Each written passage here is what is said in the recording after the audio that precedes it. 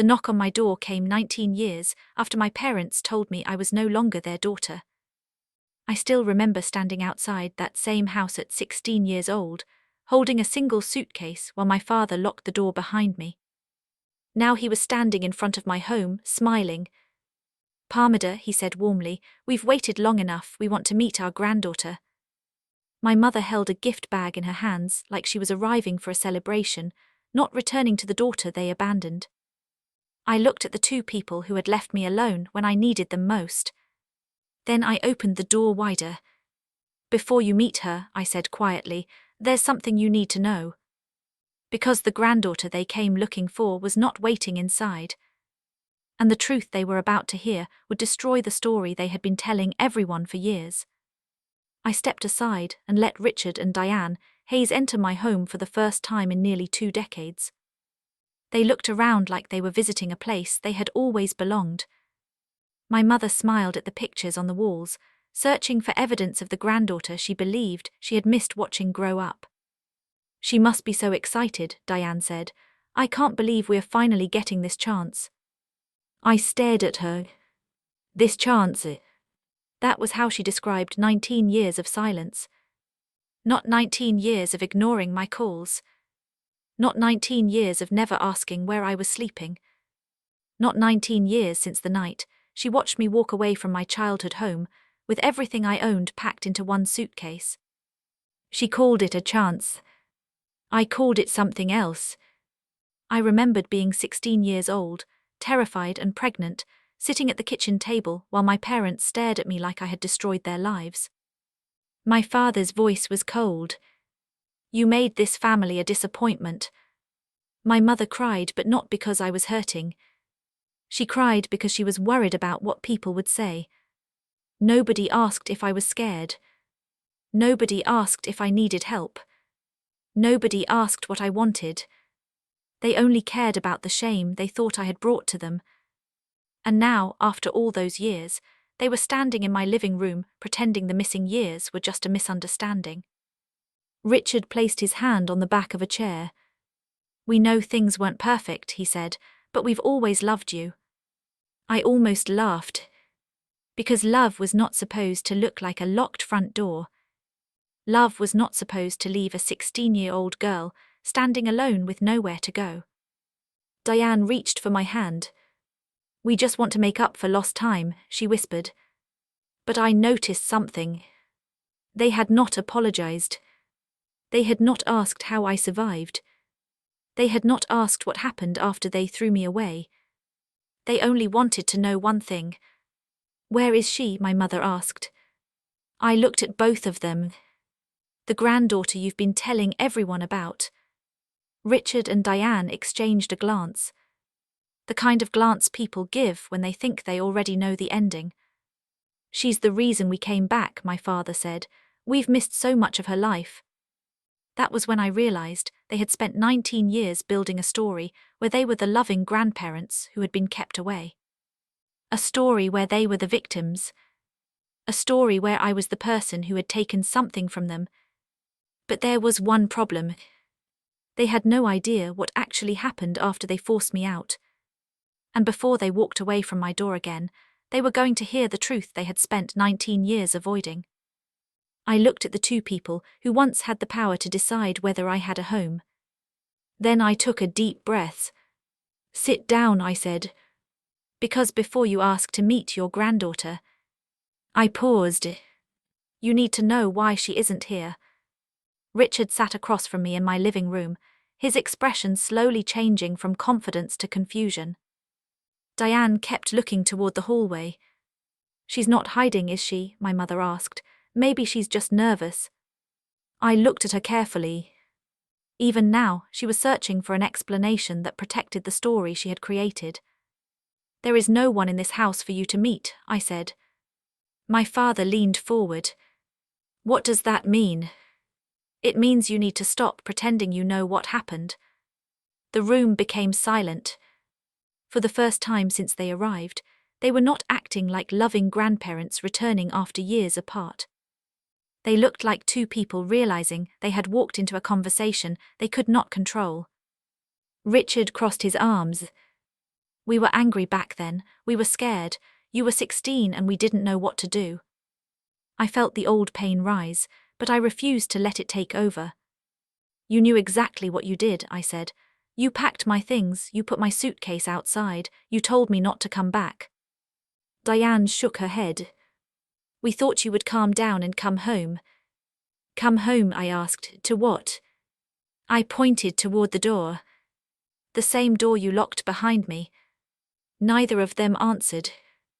They had spent 19 years rewriting that night, but I remembered every detail. They did not send me to stay with family. They did not help me find a safe place. They did not help me understand what I was facing. They simply removed the problem they were ashamed of. My mother looked down. We thought you needed to learn responsibility. I stared at her. I was 16 years old. I needed my parents. Instead, they decided I deserved punishment. Then my father said something that made me realize they still believed their own version of the past. We always assumed you would come back eventually and apologize. I felt a strange emptiness hearing those words.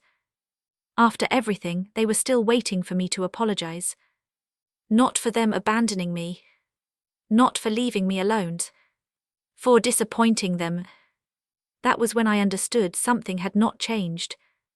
They did not return because they finally understood what they had done. They returned because they believed they were owed something. My father reached into his pocket and pulled out his phone. We didn't just come here randomly, he said. I looked at him. What does that mean? He glanced at Diane before answering. We heard about your daughter.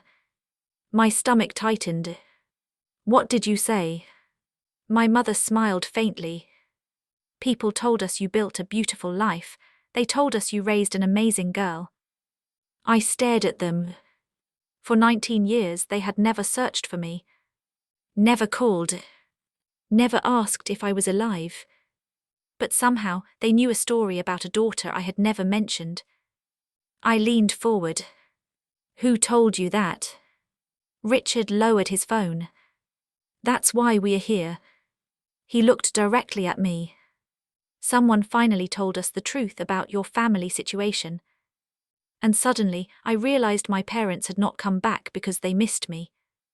They had come back because someone had given them a reason. The next morning, my phone started filling with messages from people I had not spoken to in years.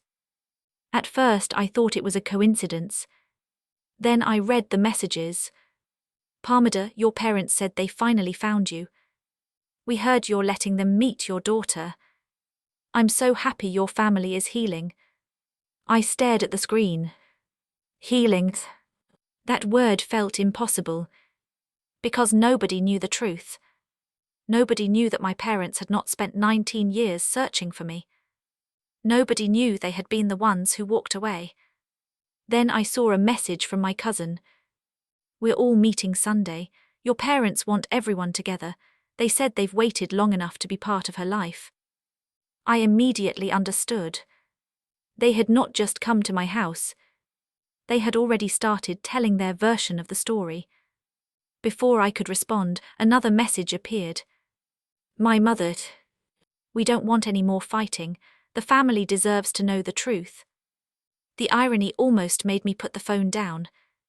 My mother wanted the family to know the truth. Just not the real one. Sunday arrived, and I walked into my aunt's house knowing exactly what was waiting for me. The moment I entered, conversation stopped. Everyone looked at me with uncomfortable smiles. My parents were standing near the center of the room like they were the guests of honor. Diane immediately walked over. There she is, she said, the mother of our beautiful granddaughter. I looked around. Everyone was watching. This was no private conversation. This was a performance. My uncle hugged Richard. I'm glad you two finally get to be grandparents. I felt my chest tighten. Because everyone believed they were celebrating something that never happened. Richard smiled. We tried for years to be involved, but Parmida needed time. I turned toward him. Needed time. The room became quiet. My father looked surprised. Parmida. No, I interrupted. Tell them what you mean. Diane stepped in quickly. We don't want to argue today. But I was done protecting them. You've been telling everyone I kept your granddaughter away from you. Nobody spoke.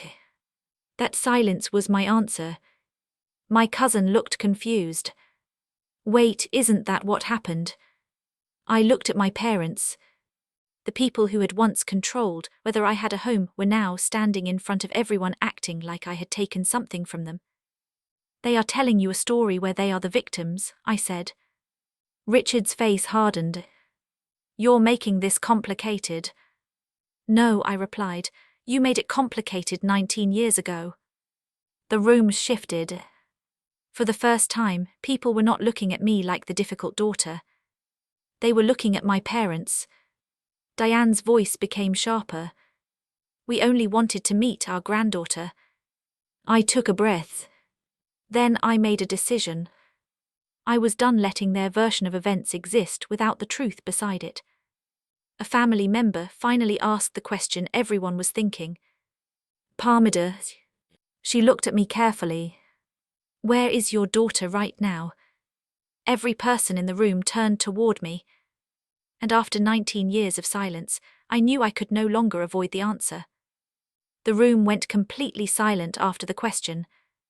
Where is your daughter right now? For years I had imagined this moment. I had imagined telling people what happened. I had imagined finally explaining why I disappeared, why I never talked about those months, why I built my life without ever mentioning the child my parents believed existed. But standing there, surrounded by relatives who had only heard one side of the story, I realized something. The truth was no longer just about me. It was about the lie my parents had built. I looked at Richard and Diane. They were no longer smiling. They knew something had changed. Because their entire story depended on one thing: a granddaughter who could prove they were the loving grandparents they claimed to be. I was pregnant, I said quietly. A few people exchanged confused looks. My mother immediately stepped forward. Parmida, you don't need to do this here. I turned toward her.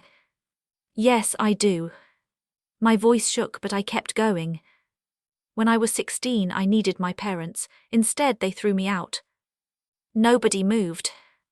My uncle looked at Richard. You did what? My father's expression tightened. We were dealing with a difficult situation. A difficult situation. That was how he described the night he abandoned his teenage daughter. I continued. I left that house with one suitcase. I was alone, and after that something happened that changed my life forever. Diane's eyes filled with panic. Don't make this sound like we didn't care. I looked at her. Then why didn't you call? She had no answer. Why didn't you look for me? Silence. Why didn't you ask what happened after I left? Nobody in the room spoke.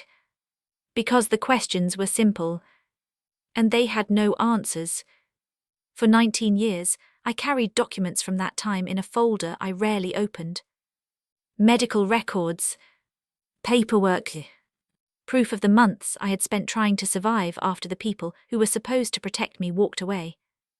I reached into my bag and placed the folder on the table. This is why you never met your granddaughter. Richard stared at the papers. What are you doing? What I should have done years ago, I said. Showing the truth. My cousin slowly reached toward the folder, but before she could open it, Diane spoke. Her voice was barely above a whisper. You never told them she died, did you? The entire room froze. And in that moment, everyone finally understood. There was no hidden daughter. There was only a truth my parents had spent 19 years avoiding. For a few seconds, nobody moved. The words my mother had just spoken stayed in the room. You never told them she died, did you? My relatives looked from Diane to me, waiting for someone to explain. So I did. I opened the folder on the table and pulled out the documents I had carried for almost 2 decades. When I left home, I was 16 years old, I said. I was scared, alone, and pregnant. I had no idea what was going to happen next because the 2 people who were supposed to help me decided I was a problem they needed to remove. My father looked down. For the first time, he did not have an explanation ready. I found a place to stay, I continued. I tried to figure everything out. I tried to be strong because I knew nobody was coming to save me. My voice became quieter, but my pregnancy became complicated. The room remained silent.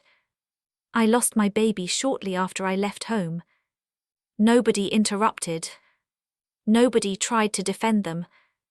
Because there was nothing to defend. The granddaughter they had spent years talking about never existed. The child they told people they were kept away from was a story they created. My mother covered her mouth. You should have told us. I looked at her.